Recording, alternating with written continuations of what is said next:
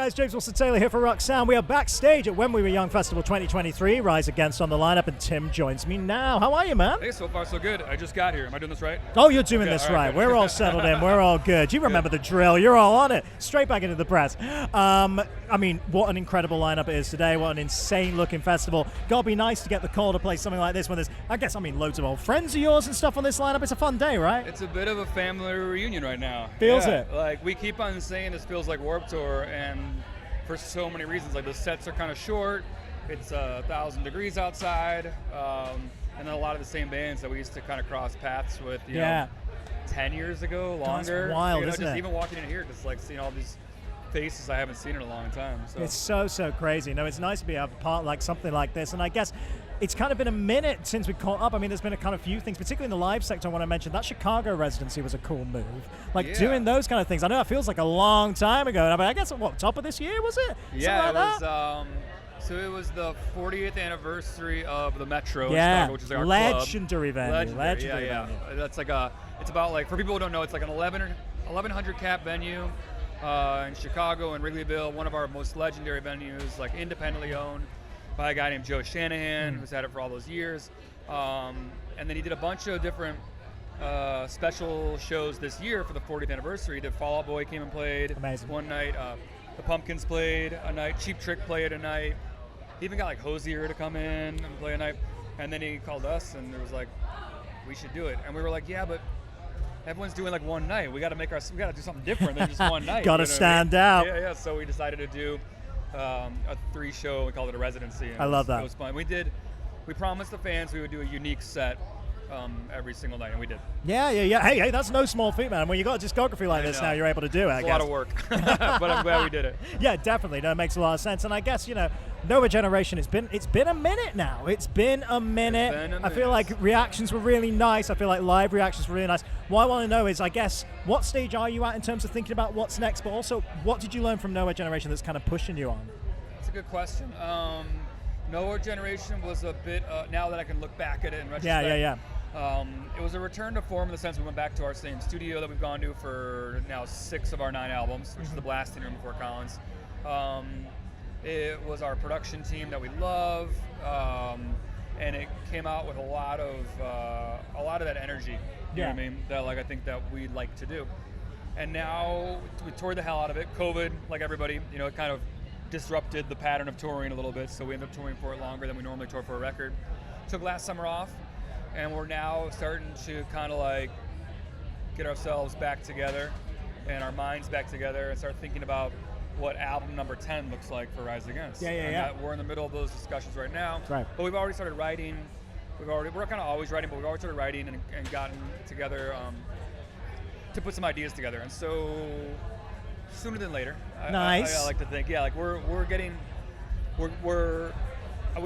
we always have to get to the point where we get past the exhaustion of the previous record and we start chomping at the bit for the next one. Yeah. And when you're chomping at the bit, you go into an album with that enthusiasm. Right. And we're starting to chomp at the bit a little bit. Man, that's exciting to hear. No, that's really, really cool to see you guys kind of up for it, because it feels like, particularly on that last record, in a bit of a purple patch, like you say, it feels like it's all kind of coming together really, really nicely, and it feels like you guys are just in a really good place as a band, at least to an outsider anyway. It seems like really well set up. Yeah, it feels good. It feels good to have all these albums under our belt and be able to tour and sell tickets, and that's all we got, our fans, and we're continually grateful that we have that community of Rise Against fans that care about us and keep showing up. Well, I mean, you say about the community, I want to mention the UK fans in particular just for a second, because I don't know if you saw this, a couple of little milestones you hit recently, man. This is since the last time we caught up, certainly, this earlier this year, Saviour's now gone gold in the UK, so that's very, very cool. And also, Prayer of the Refugee went silver too, man.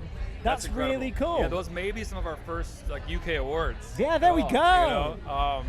We've always had such an amazing time playing in the UK and incredible fans, but we never been like an awards band. So to see those things come across the wires was like, oh, that's incredible. And so it speaks to the love that our fans have for what we do, which is awesome. Yeah, always awesome to see that. Hey, couple of quick questions I've been asking absolutely everybody here so far this weekend. So first up, as we said, stack lineup, loads of old friends on there.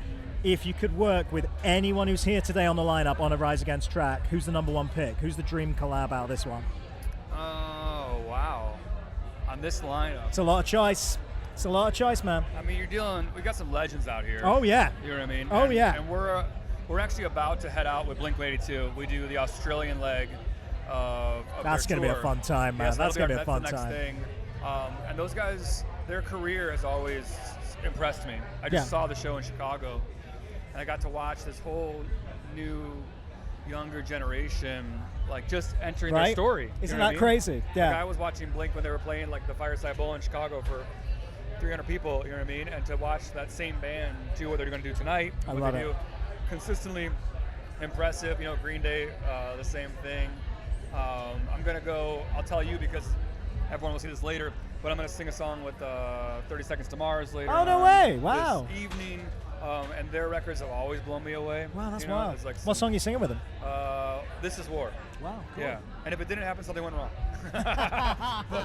You know they tried, at the very least. You know they definitely tried. As a guy in a band, I know that things change like minute to minute. Oh, also at festivals, man. I mean, come on. Schedule's always changing. Yeah, That's fine. changing. It's what we expect. Yeah. Well, the other question I'm asking everybody, like we say, I mean, the GOATs are at the top of this lineup. We got Blink, we got Green Day, the pop-punk GOATs right there. Best Blink song, best Green Day song, go. Oh, put me on the spot. There's no wrong answer. That's the beauty of this question. There is no wrong answer. So, you know what? This song, I don't know why, but Are We the Waiting? Oh, you know? That's a great choice. I don't know why. When I think about Green Day, I think about that song, but also just that record. I was a huge fan of that record. Like, I was there when Dookie came out, and it was amazing. I loved their stuff. But American Idiot obviously doubled down. Yeah. And it was impressive as an album, but also inspiring for me because it was like, here's a band that has already satisfied all these benchmarks. They could easily sail off into the sunset, and instead they doubled down and made an incredible record. And that record spoke to me more than anything they had done previously. And so I was impressed. As a fan, I enjoyed that. But as a musician, I was like, wow, like bands that you might think can only do one thing, or they've already done it, can still do other things and still reach you in that way. So that's inspiring to me. Yeah. And Blink? Oh, Blink? I gotta say this one, but I don't know what it's called. It's the first song off their new record. Oh, Anthem Part 3. What is it? Anthem Part 3. I just listened to it on the way here, and I was like, oh, shit. We're continuing the Anthem trilogy, and it works. I loved it. Works so well. I loved it. Hell of an album, man. Hell of an album to come out there. Super fast drums. Like, it was just so great to hear this gigantic band, you know, still that ode to like old school SoCal punk rock. Like hearing those drums, it was like, yeah, all right, we're doing this. Yeah, we're taking it old school on that one for sure. Tim, I'm going to let you go, but it's always so nice to catch up. Hope we see you back in the UK soon as well, man. Yeah, we can't wait. Thanks to all of our Rise fans from the UK. Always been amazing, all the love that you show us, so can't wait. Yeah, good to see you, man. All right, Tim, everybody.